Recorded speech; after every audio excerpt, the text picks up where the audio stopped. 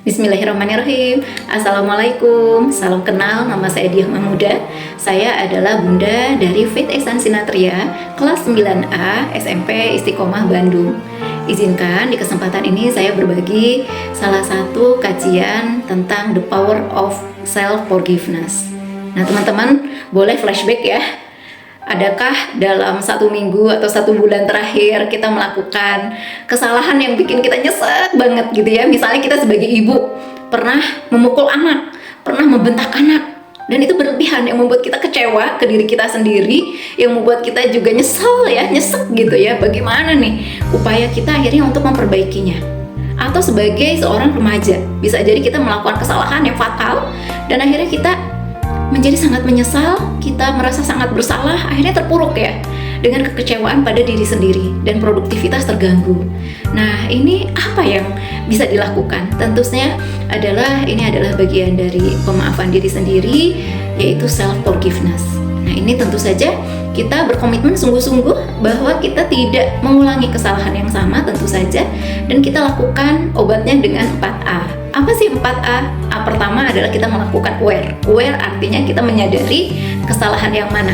Kita spesifik saja ke kesalahannya, bukan kita judge atau label ke diri kita bahwa kita pribadi yang buruk, kita ibu yang buruk ya, kita siswa yang buruk. Tetapi kita hanya proses ke kesalahannya saja. Lalu berikutnya adalah A yang kedua, yaitu accept. Kita menerima apa emosi yang muncul, apakah rasa bersalah, menyesal, marah, kecewa, dan apa konsekuensi yang dialami oleh kita. Nah, silahkan itu kita terima.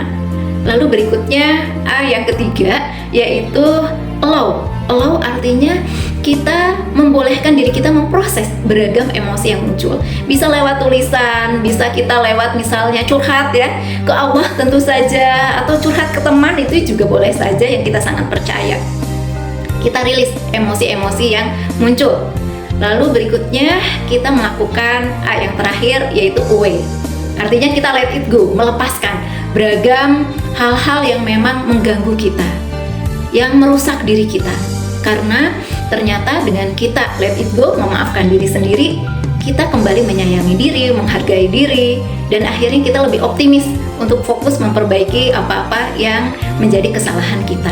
Mudah-mudahan dengan teknik 4A kita bisa memaafkan diri kita optimis untuk memperbaiki kesalahan, lalu kita membajiri dengan berbagai amal pahala yang mengundang beragam kebaikan. Terlebih di Ramadan ini ya, kesempatan kita untuk bisa panen pahala.